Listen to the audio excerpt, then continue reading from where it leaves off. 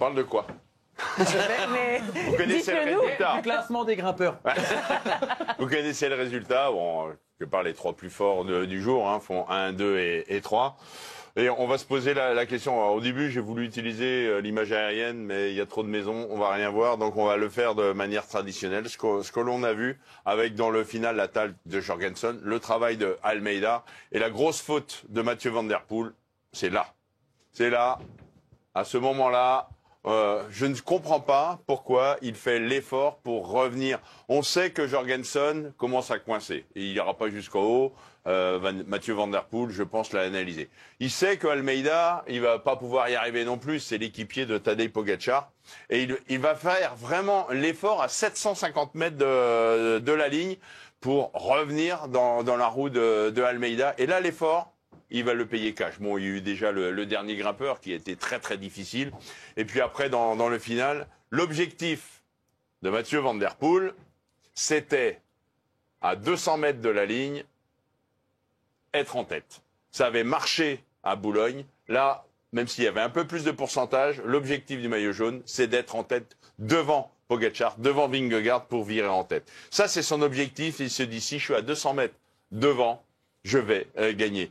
Mais le problème, c'est qu'il va virer pratiquement en tête. Il est en deuxième position, mais il est idéalement placé. Et je crois que Steve voulait également montrer quelque chose. C'est après, Jackie, c'est le virage d'après. Non, c'est le dernier virage. C'est l'avant-dernier, celui-là, je crois. Non, je crois que c'est le dernier. Non, c'est l'avant-dernier, regarde. Ils vont seulement virer là, après, oui. Jackie. Regardez, Tadej Pogačar. Tadej Pogačar, il est dans la roue de Mathieu Van Der Poel. Et il va nous faire le coup du pistard. Hop! Regardez. Normalement, le coureur, il reste dans la roue de Mathieu Van Der Poel. Bah, pas du tout. Lui va virer un peu large. Pourquoi?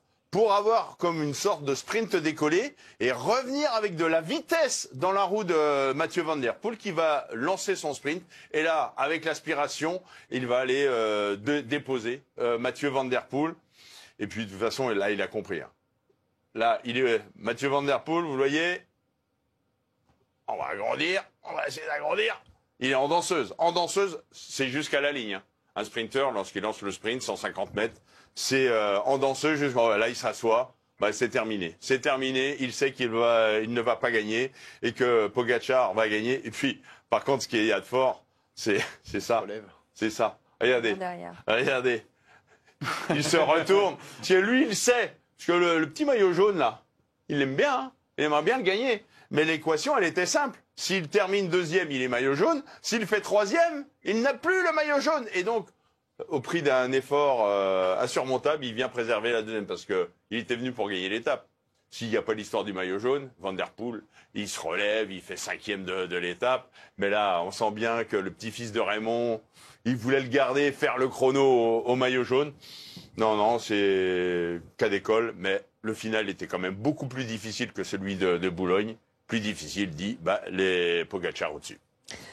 On a la lucidité, après autant de bornes, quand on s'est fait mal, on a la lucidité du petit regard qui dit « Ah tiens, il peut me chier ça, je sais pas. Dans le bus, Kevin Vauquelin et Romain Grégoire, oui, on les a écoutés. Hein. Il n'y avait plus de lucidité, c'était comme on peut. Mais oui, je pense que Mathieu Van Der Poel et Tadej Pogačar avaient quand même un brin de lucidité, parce que l'étape, elle a fait mal, surtout les 20 derniers kilomètres. Reste pas sur tes jambes, Jackie, il y a chrono demain. Mais, merci Jackie, vous pouvez venir vous asseoir, vous êtes formidable. Demain, il a effectivement le contre-la-montre et on va voir Bruno Amirail, petite image de nos équipes en direct déjà avec le vélo de chrono à la main. Il est en train de pédaler, le tenant du titre du champion de France de contre-la-montre qui est prêt pour demain, il fait partie aussi des prétendants, des sérieux prétendants.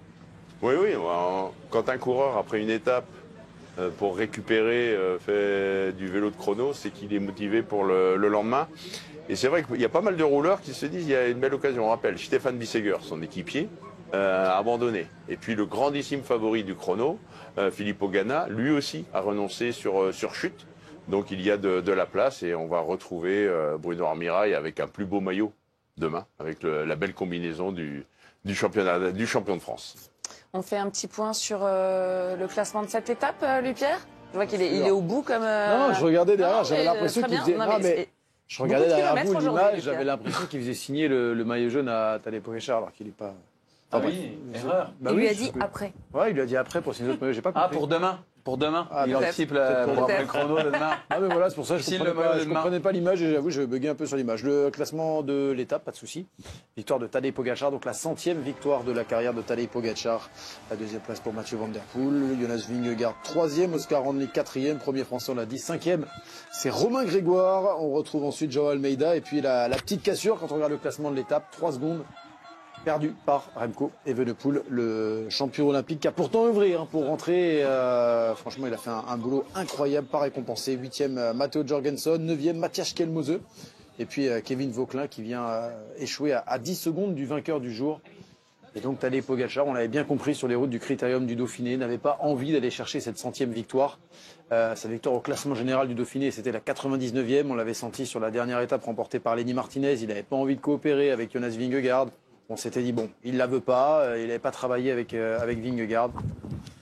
Cette fois-ci, il la voulait, parce que c'est le Tour de France, et la 100e, il la voulait sur le Tour, avec son maillot de champion du monde en plus, parce qu'il aurait pu l'avoir avec le maillot à poids, si le Tim Wellens ne l'avait pas pris hier, mais là, c'était le symbole, quoi. Maillot de champion du monde. Sans victoire dans sa carrière, je crois. Je suis pas Chez sûr. les hommes. Il me semble que j'ai la stat. Louis-Pierre? Eddy Merckx. Comment on Je sait pense pas. qu'il y a Eddy Merckx et d'autres qui l'ont eu encore plus jeune. Pierre, on nous a puisqu'il recalé l'image. Ah oui, si vous voulez. 26 Non, mais- ans et 290 jours. Du maillot.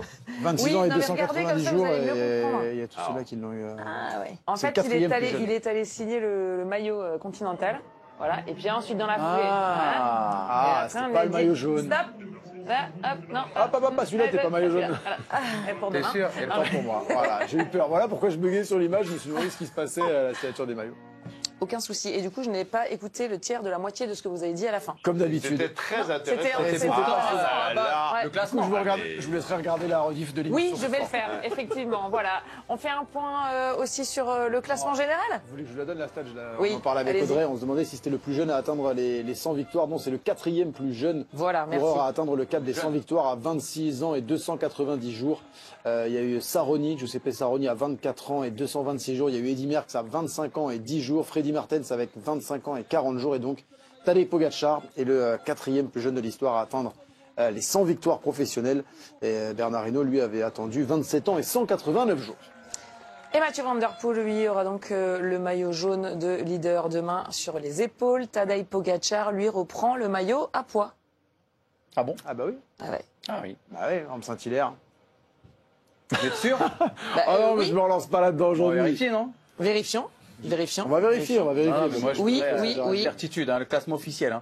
Oui, oui, Là, il oui. soit combien du coup? Non, non, mais Combien de points? Tadej Pogačar et Tim Wellens sont à égalité de points. 5 oui. points. Ouais, 5 mais... points chacun. Avec Ça change. Campenart, On va Wellens. vérifier. Petite image sympathique, on se félicite, on se tape dans la main, mais Tim Wellens, lui, va devoir laisser ce maillot à poids à Tadej Pogačar. Donc, il y aura la combinaison demain. Mais oui, Ah oui, il alors aurait la bien aimé combinaison avoir à la poids demain. combinaison jaune. Hein. Oui. Il n'a pas couru sur la retenue, il attaque dans le dernier grimpeur, il sait qu'il y a un point, Bien sûr. il fait le sprint. Si Mathieu Van Der Poel fait 3e, l'histoire de pas vouloir mettre la combinaison du Grand Tour, mais je n'y ai jamais cru. On va regarder aussi ces chutes, c'est quelques chutes, je dirais, il y en a eu 3. Ça a commencé à être très nerveux. On approchait des 50 km de l'arrivée. Première chute à 53 km. La nervosité est arrivée, évidemment. On a retrouvé au sol Sepp Kuss, Matteo Verscher et Yevgeny Fedorov. Ils avaient déjà chuté, Verscher, Fedorov. Bon, là, on a senti vraiment que ça commençait à se tendre. Oui, C'est tendu, il y a un rétrécissement, un petit coup de frein, puis un petit manque de lucidité de la part des coureurs. On arrive en fin d'étape, à 25 km de l'arrivée. C'est le rétrécissement, on a vu que ça rétrécissait, un coureur a dû freiner. Et je crois que le plus touché, ça reste Matteo Verscher, qui est reparti, qui, j'ai cru voir, termine juste devant le camion balai. Lui aussi a terminé l'épreuve. Donc après Émilien Janière, victime d'une grosse chute hier dans l'emballage final à Dunkerque, grosse chute pour Matteo Verscher. Donc espérons que ça aille bien pour les punchers sprinters de cette équipe Total Energy. Après 2 chutes comme ça, on peut imaginer que... Jamais 203, vous voulez dire? Non. Ah bon? Je voulais pas dire ça, mais est-ce qu'on est touché à chaque fois un petit peu plus et qu'à un moment on se dit bon ça y est, j'en ai marre, j'arrête? Sur le tour, Ouais. on n'arrête pas. Mais on perd la confiance. Ça c'est Oui. clair que derrière on est sur les freins. Demain il sera pas sur les freins parce qu'il sera tout seul, mais après-demain il sera de nouveau sur les freins. On perd la confiance. On perd la confiance en soi-même, mais aussi envers les autres. Et on va prendre forcément un petit peu plus de distance, on va prendre plus de vent. Enfin, ça devient un peu un calvaire après. Ça c'est clair. Et on récupère moins vite. Parce Oui. que la plupart sont touchés aux genoux, aux hanches, donc les massages, déjà, on va pas vers là. La nuit, tu dors pas super bien. Et puis, bah, ton organisme, il vient de prendre un tilt. Tu t'es fait secouer pendant une petite seconde, mais crois-moi, pendant 48 heures, tu es bien courbaturé. Donc, c'est compliqué pour la récup. Ouais. À 49 km avant la montée Jacques Anquetil, encore une chute. On y retrouve Ilan Van Wilder, Chessball. Ça se tend effectivement de plus en plus. Et on voit, il y a des rétrécissements effectivement sur ce Tour de France, sur cette étape. Celle qui vient après à 24 km est encore pire. Donc là où il y a une énorme chute et un gros rétrécissement. Est-ce que ça peut s'éviter en fait? Est-ce que c'est pas assez, on n'est pas assez prévenu? Est-ce qu'il n'y a pas assez de signalisation? Je vous pose la question. Ah là, c'était même pas un rétrécissement sur Là, celle-ci. non. C'est une vague, ça se décale un peu de la droite vers la gauche de la route. Et puis après, là, c'est une chute entre guillemets gentille. On se rattrape dans le buisson pour 2 coureurs, donc ça va. Après, sur Celle les- d'après, Oui, celle d'après, c'est Elle- autre chose. elle Après, sur pique un peu les, plus. sur les C'est la première rétrécissements, semaine du Tour. c'est la première, c'est le début de tour. Tout le monde veut être placé. Oui, on signale, mais il y a tellement de nervosité. Et comme l'a dit Jackie, le début d'étape, on était sur du 48 de moyenne, je crois, avec un vent qui était plutôt portant. Donc, ça a roulé, mais c'était pas non plus. On était sur une journée plutôt cool. Au début, on avait 4 devant, il y avait 2 minutes d'écart, ça contrôlait.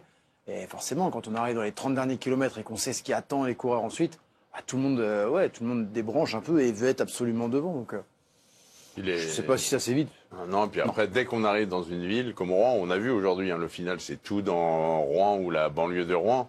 Et dans toutes les villes, les aménagements routiers ne sont pas faits pour accueillir 150 ou 160 coureurs avec des ronds-points, des îlots directionnels, des petits pavés, des rétrécissements. C'est pas fait. Alors on sait que l'organisation demande aux villes, notamment d'enlever dans le final parfois des abribus, enlever des ronds-points, ce qui représente un coût pour chaque ville. Donc on essaie d'optimiser évidemment la sécurité.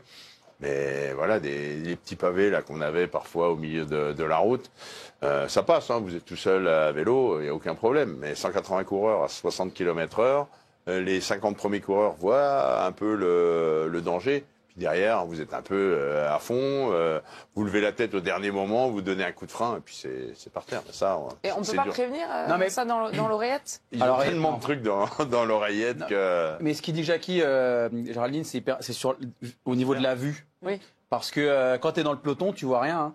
T'es dans les roues, confiance. tu fais confiance. Et si effectivement, tu vois, il y a des fois, il y a des coureurs, ils font comme ça, ils préviennent qu'au milieu, il y a un îlot, etc. Mais là, la petite bande pavée, bah, tout le monde fait le geste, puis tu arrives dessus, tu le vois pas, t'as ta roue avant qui se prend et patatras. Mais non, on peut pas, là-dessus, il n'y a pas grand-chose à faire à l'oreillette. Sinon, tous les 200 mètres, il y a attention, pavé gauche, attention droite, poubelle encastrable. Copilote, quoi. Ouais, non, c'est pas possible. Non, c'est pas que possible. sur le Tour, je me Oui, c'est souviens partout, de Skelmose cette année, qui est exactement le même style de petit pavé en plein centre, qui est derrière son collègue, qui le voit pas et puis qui va s'exploser, C'est quoi. Ouais. C'était aux Dauphiné, ouais. Ouais, c'est le vélo. Encore Ou Paris. chutes, Paris. on espère pas trop Ça le tend. de bobos.